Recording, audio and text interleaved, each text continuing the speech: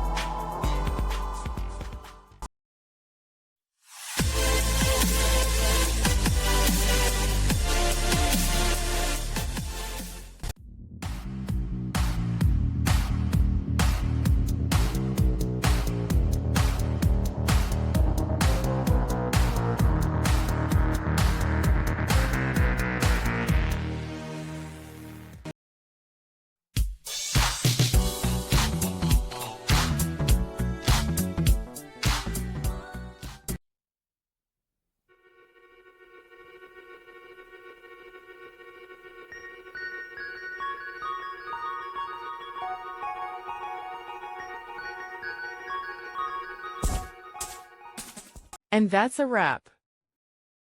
I hope you found the answer you were looking for. If you did, take a second to hit that subscribe button. It really helps out. And let me know in the comments which solution worked best for you. See you next time in the debug zone.